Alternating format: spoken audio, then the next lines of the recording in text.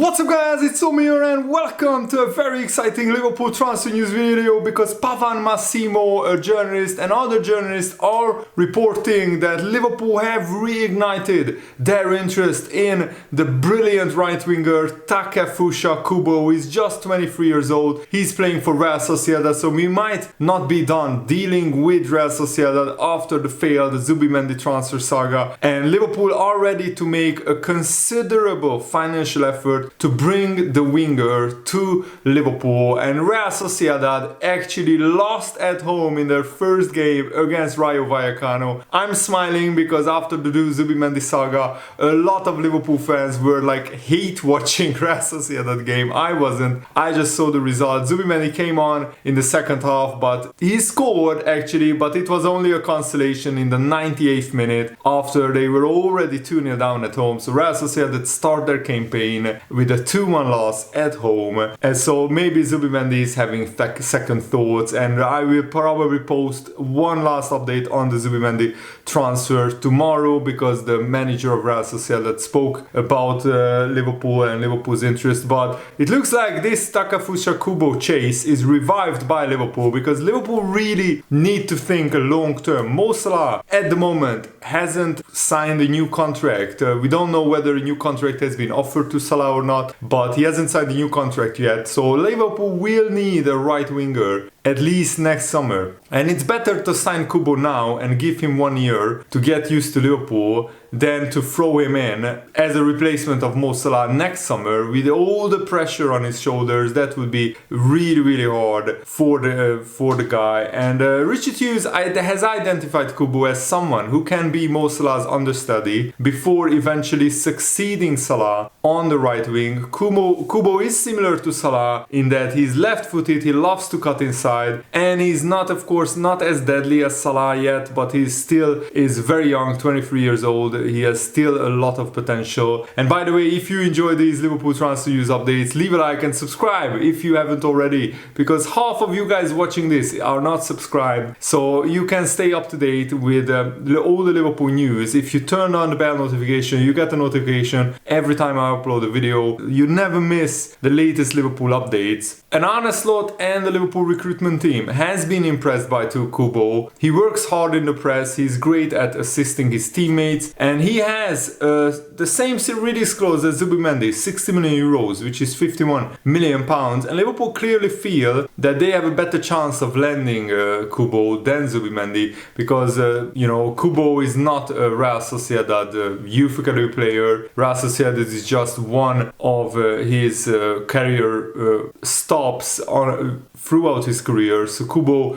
would love to play for Liverpool, a much bigger club than Real Sociedad with a much better squad. And Vatarendo already spoke about the possibility of Kubo joining Liverpool. He said the search for a replacement for Mo Salah has already begun. So this is becoming a real area for Liverpool to strengthen. That's what Endo said. I think the player who can replace Salah in my national team, Japan, would be Kubo. So Endo already endorsed Kubo as a potential replacement for Mo Salah, and other news outlets are reporting that Liverpool are prepared to make a swoop to sign Kubo. Tutto Juve reports that Liverpool are planning to sign a new winger as Luis Diaz's future is uncertain, Salah's future is even more uncertain. But thankfully Arne said that Luis Diaz is going to stay at Liverpool at least this summer, and he counts on him. He thinks that Luis Diaz is a brilliant player and he counts on Diaz having a great season. Takefusha Kubo has established himself as a key player in Real Sociedad's starting 11. He's a technically gifted player, he has the ability to dribble past opposition defenders, he can play threading passes between the lines, he can create opportunities for his teammates, and he also has some efficiency in finishing chances. He's not as good a finisher, of course, as Salah or Jota, not even maybe as good a finisher as Gakpo, so he's on the level of Luis Diaz in terms of goal scoring output. What Kubo needs to strengthen is his physical frame. He needs to bulk up and put on more muscle because the Premier League defenders are very strong and they will outmuscle Kubo. La Liga is not as physical, it's more of a technical league, even though there are a lot of strong players in La Liga. It's not as physically demanding as the Premier League, and it has been reported by Fabrizio Romano that Liverpool are still looking at their options. Liverpool are still keen on signing a new midfielder and a centre-back. Goalkeeper is an area they are also looking to strengthen, but Liverpool will only sign a player if they think the price is good and it improves the squad. So Liverpool are being very cautious, maybe too cautious for my liking, in the transfer market, because we still have like around 12 days left in the transfer window, so there is no time to panic yet. But I really want Liverpool not to leave the transfers until deadline day, because we don't want to be involved in a crazy deadline day frenzy. Arne is also requiring his players to press really high and to have a really high work ethic, and that's where Kubo really excels. So this would be a great match for Liverpool, because Kubo also is working very hard. He has a great stamina and he is chasing around the defenders, and he also has this knack of cutting in on his favored left foot and curling it in to the goal. Of course, Kubo has room for growth because he's not the prolific goal scorer that Salah is. Maybe he never will be, but if we can distribute the goal burden among Jota, Nunez, Luis Diaz, Gakpo and Tafekafusha Kubo, then that could be a way forward. Liverpool don't want to rely on just Mo Salah to provide goals and assists. Arne Slot himself has praised Kubo for his great work ethic in the press and his ability to assist his teammates. These are qualities that Liverpool's tactical system values immensely, and they look to blend attacking dynamism with this defensive discipline in this Arne Slot new playing style. So Kubo is definitely a more attainable target than Zubimendi, especially with this 51 million. We disclosed that Liverpool were prepared to pay 51 million for Zubimendi, so we are more than prepared to pay that for Kubo as well. And according to the report, Liverpool are wasting no time. We are shifting towards other targets. That's why these news that we are targeting Kubo is very welcome, and I think the Liverpool fan base will be very happy to hear that. With Liverpool looking to strengthen their squad, adding a dynamic winger like Kubo could pay dividends. His versatility and attacking threat could offer Arne Slot a lot more tactical flexibility and provide Liverpool with an option off the bench or as a future starter. Sometimes Mo Salah will get injured, sometimes he would need to get a rest. We can't expect Salah to play 55 games in the season because he will go on international duty with Egypt as well, and we need a really good backup for Salah. At the moment, Harvey Elliott and Ben Doak are not really adequate backups for Mo Salah, and there is nobody else really who could play in that position. Maybe Dominic Szoboszlai could play on the right wing, but that's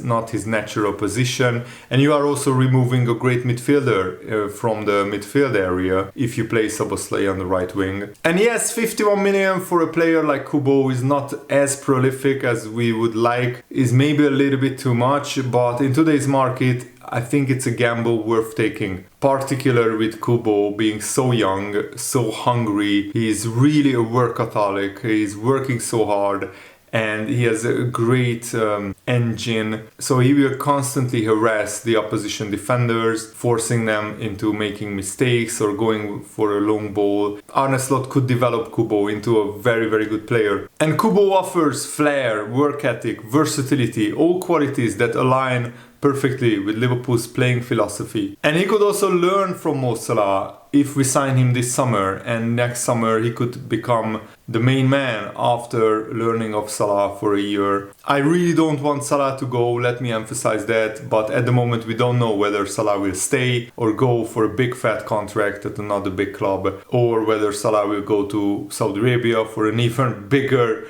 contract which is available for Salah anytime he wants at Saudi Arabia. But remember, Salah, Mane, Firmino all arrived at Liverpool when they were just good players, not world class. And Liverpool and Jurgen Klopp in particular turned them into world class players. And Arne Slot also has a track record of developing young players into brilliant, good players, great players, even world class players. So I really, really hope that Liverpool make this transfer happen. And this could be a really good investment for Liverpool for the future. Kubo is an exceptional dribbler, someone incredibly motivated to attack fullbacks. His low center of gravity makes him difficult to stop. He also has electric speed, fantastic agility. He's ranked in the top 5% of attacking midfielders and wingers for progressive carries, which is 5.7 per 90 minutes.